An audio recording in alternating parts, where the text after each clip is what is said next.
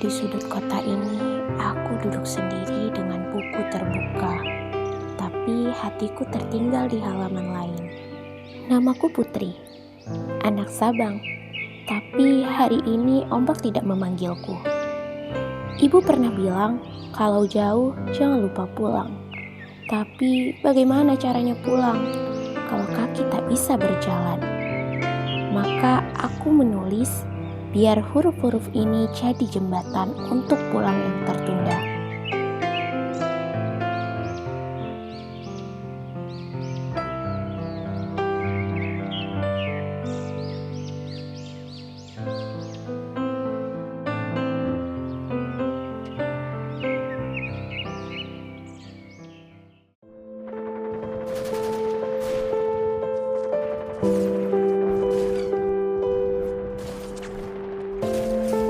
Sabang tak banyak bicara, ia menyimpan sejarah dalam batu dan luka dalam angin. Di balik benteng itu pernah ada tangis, di bawah tanah itu pernah ada langkah-langkah dijajah.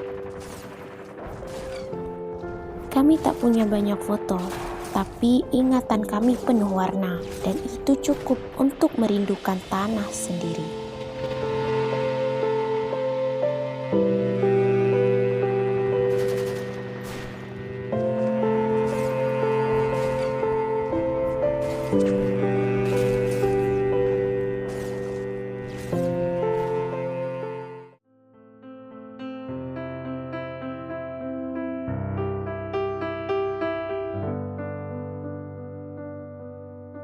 Waktu kecil, aku sering ikut ibu ke ladang cengkeh.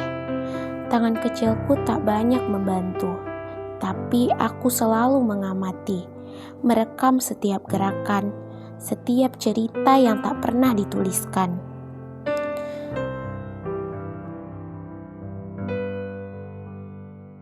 Hari ini, aku duduk sendirian bukan untuk meratapi, tapi untuk mengingat. Untuk ibu dan untuk semua perempuan yang diam-diam menjaga budaya dengan kedua tangannya, tanpa suara, tanpa sorotan.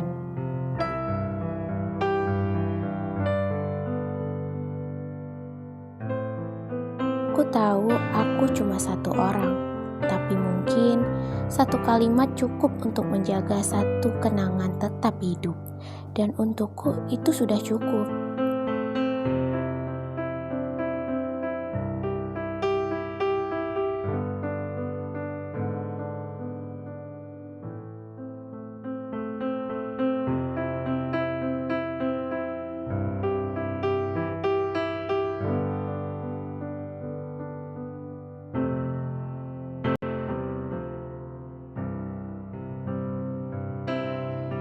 Aku sering datang ke sini, duduk di antara buku-buku yang tak tahu siapa aku.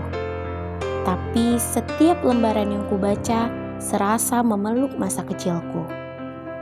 Ayah tak banyak membaca, tapi ia tahu kalau tak kita yang mengingat, siapa lagi. Mungkin aku tidak sehebat tokoh-tokoh dalam buku, tapi aku ingin jadi satu hal, seseorang yang tidak melupakan.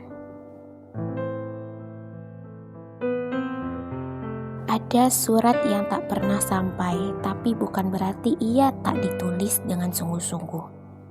Sabang, aku rindu, tapi aku juga takut. Takut waktu menghapus yang ingin kutulis.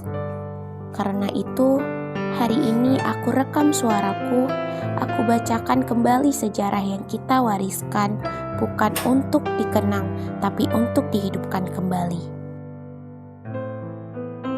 Aku belum bisa pulang, tapi di setiap kata yang kutulis, aku sedang berjalan ke arah rumah.